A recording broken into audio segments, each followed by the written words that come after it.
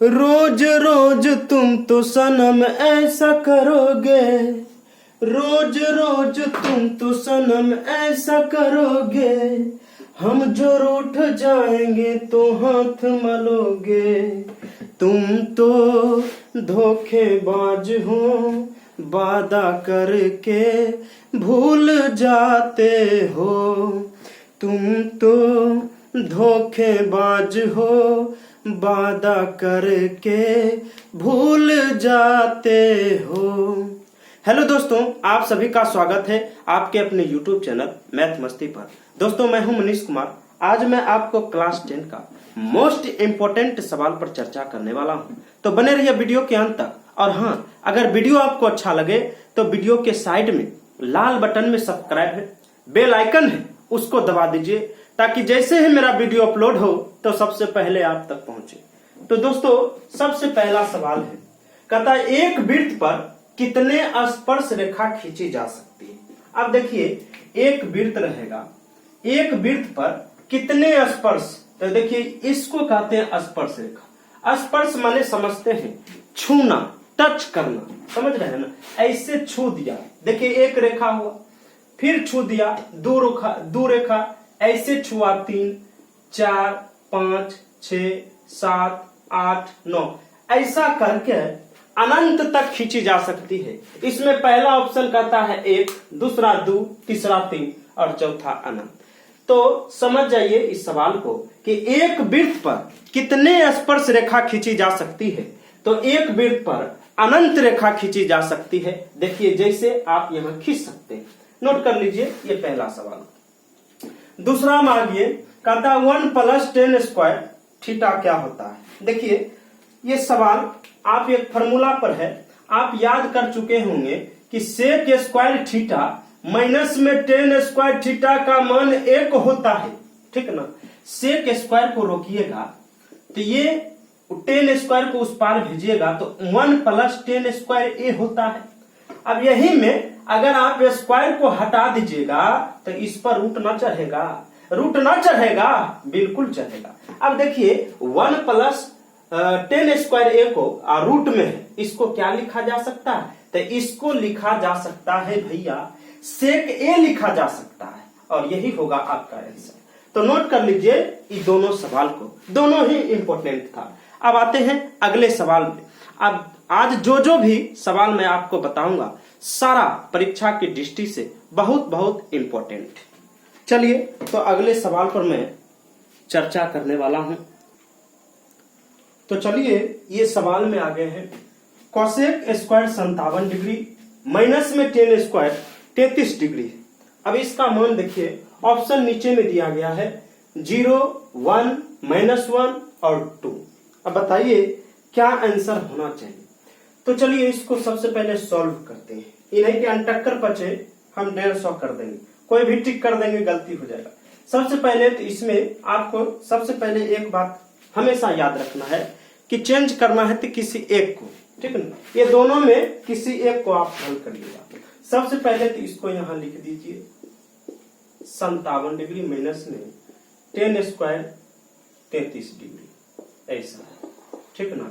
यहां डिग्री लगा है, क्या करेंगे तो इसको हम जरा सुनिए, ऐसा लिख सकते हैं, इसको ऐसे लिख सकते हैं कोसेक स्क्वायर 90 माइनस में 33, कहो कैसे, कैसे लिख दिए, सुनिए कैसे लिखे 33। अगर आप कोसेक स्क्वायर जो है 90 में से 33 घटाइएगा तो 57 बच जाएगा। तो कोसेक 57, कोसेक 57 को आप इस प्रकार नहीं लिख सकते, बिल्कुल लिख सकते हैं।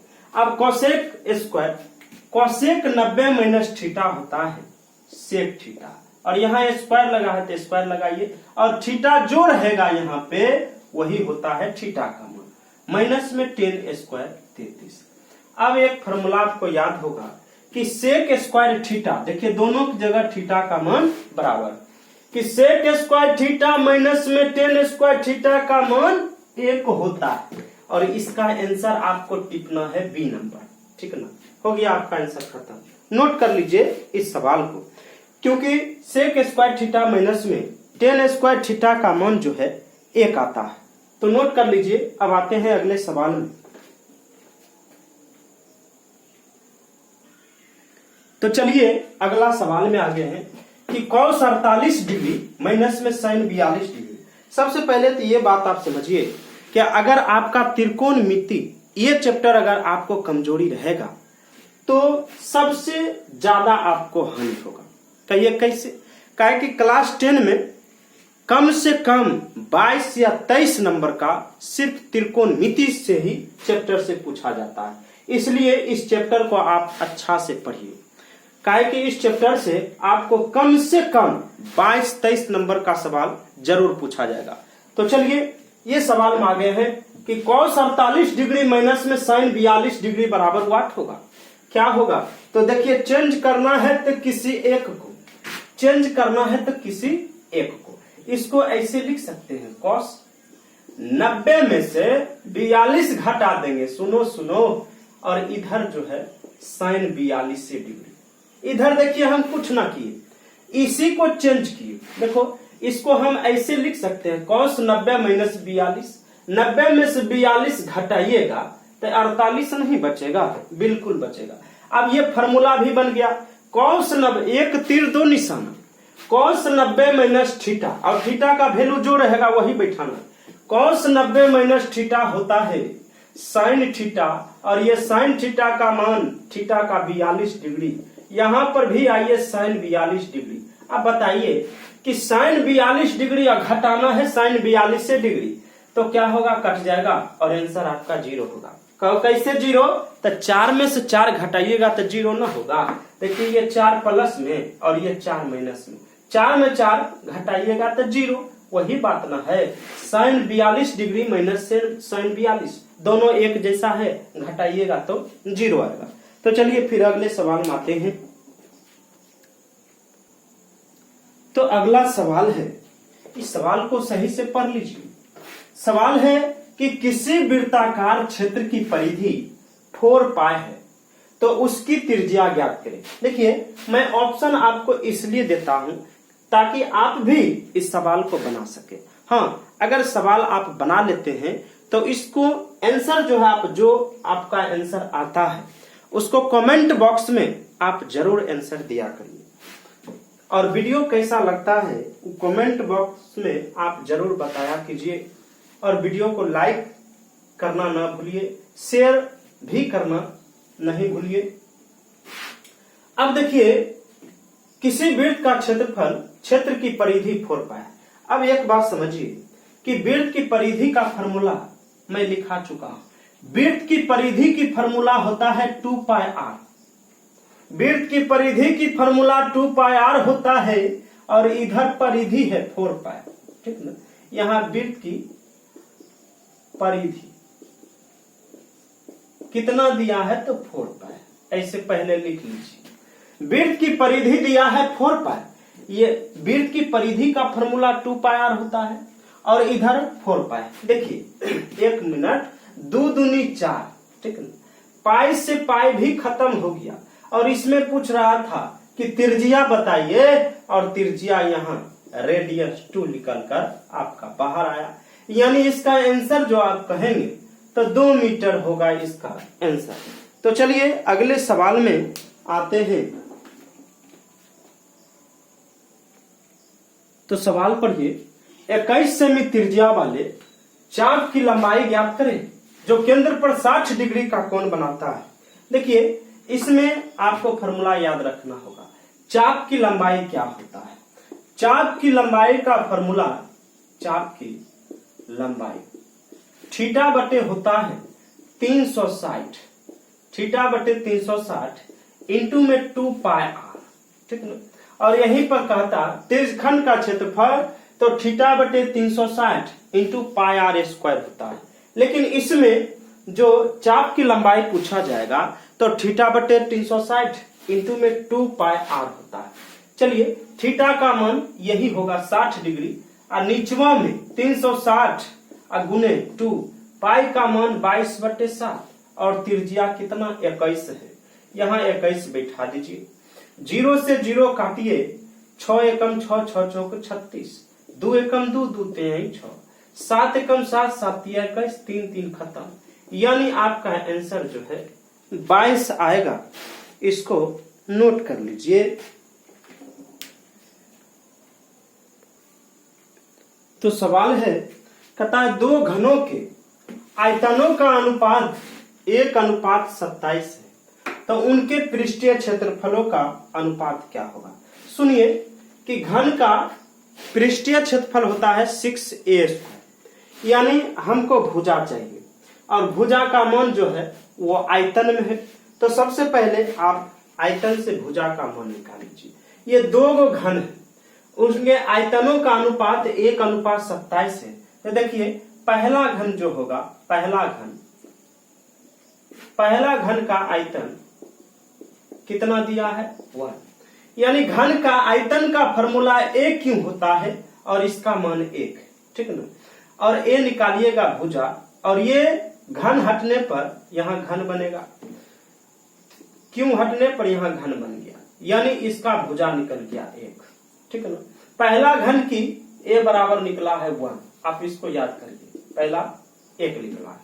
दूसरी घन का, अगर मैं दूसरी की बात करूं, दूसरी घन का आयतन दिया है 27 और घन का आयतन होता है a³ और a³ बराबर 27, इसका निकाल रहे हैं।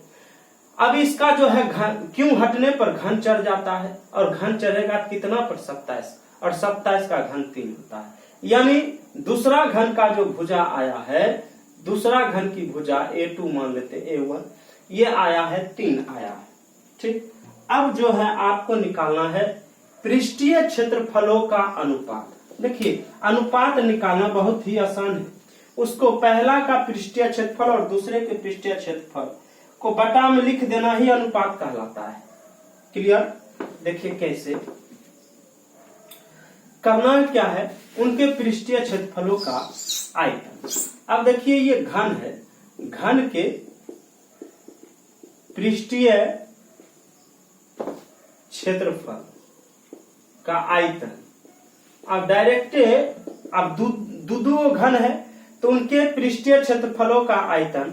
तो पहला का पृष्ठीय क्षेत्रफल 6a², a1 लगा दिए, ये पहला के लिए समझिए, और 6a² दोनों का फॉर्मूला तो वही न होगा, इसके लिए सिर्फ भुजा बदलल रहेगा। देखिए 6 हुआ और a1 का स्क्वायर, यानी 1 का स्क्वायर करिएगा तो 1 ही रहेगा। क्लियर।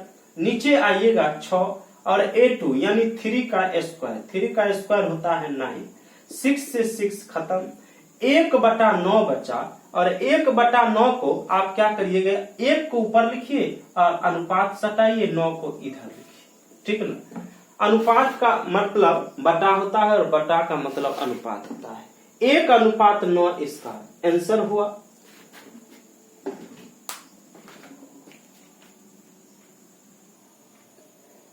रोज रोज तुम तो सनम ऐसा करोगे, रोज रोज तुम तो सनम ऐसा करोगे, हम जो रूठ जाएंगे तो हाथ मलोगे, तुम तो धोखेबाज हो, वादा करके भूल जाते हो। तो चलिए अंतिम सवाल, सबसे अंतिम सवाल में आगे है। कहता है एक बेलन की त्रिज्या 80 सेंटीमीटर है और ऊंचाई 20 सेंटीमीटर है, तो बेलन का संपूर्ण पृष्ठीय क्षेत्रफल एवं वक्र पृष्ठीय क्षेत्रफलों का अनुपात बताइए। देखिए बहुत ही आसान सवाल है। इनके क्षेत्रफलों, हाँ फॉर्मूला आपको याद रहना चाहिए, क्लास 9th में सारा फॉर्मूला इसका दिया गया है। अगर क्लास 9th में आप पृष्ठीय क्षेत्रफल और आयतन पूरे सही ढंग से आप पढ़े होंगे तो क्लास 10 में आपको बहुत आसान लगेगा पृष्ठीय क्षेत्रफल और आयतन के सवाल बनाने में, और बहुत ही आसान सवाल है। चलिए फॉर्मूला बेस्ड, इसमें क्या करेंगे, कहता बेलन के संपूर्ण पृष्ठीय क्षेत्रफल, सुनिए जरा सुनिए, बेलन के संपूर्ण पृष्ठीय क्षेत्रफल क्या होता है 2πr(h). ठीक, डायरेक्ट हम बना रहे हैं, आपको लिख लेना है बेलन के संपूर्ण पृष्ठीय क्षेत्रफल, अब बटा में वक्र पृष्ठीय क्षेत्रफल लिख दीजिएगा। काहे कि जब भी अनुपात की अगर बात आएगा तो डायरेक्ट बटा में लिख दीजिए। संपूर्ण पृष्ठीय क्षेत्रफल का ये फॉर्मूला होता है, और बेलन के वक्र पृष्ठीय क्षेत्रफल का क्या फॉर्मूला, बेलन के वक्र, सॉरी गलती मैं लिख चुका हूं, बेलन के संपूर्ण पृष्ठीय क्षेत्रफल 2 पाई r into r plus H होता है, r प्लस एच। और नीचे में इसका वक्र पृष्ठीय क्षेत्रफल होता है 2 पाई RH, ठीक ना। ये डायरेक्ट आपको अनुपात निकाल देगा, डायरेक्ट अनुपात बट्टा में निकालेगा, फिर पलट दीजिएगा। अब देखिए यहाँ पे 2 पाई r से 2 पाई r खत्म। r का मान कितना है, तो r का मान है 80 रे भाई, और h का मान कितना, तो 20। और नीचे में आइए, h का मान सिर्फ 20। अब देखिए 80 20 जोड़िएगा तो 100, और नीचे में 20 20 25 100, यानी ऊपर में 5 नीचा में 1, ठीक ना। अनुपात में लिखना चाहे इसको तो 5:1 ना लिख सकते हैं, बिल्कुल लिख सकते हैं, नोट कर लीजिए। हाँ, अगर दोस्तों मेरा वीडियो आपको अच्छा लगा है तो वीडियो को अपने दोस्तों के यहाँ जरूर शेयर करिए, लाइक जरूर करिए, कमेंट करिए और मेरे चैनल को सब्सक्राइब जरूर कर दीजिए। थैंक्स, फिर मिलते हैं अगले वीडियो के बाद।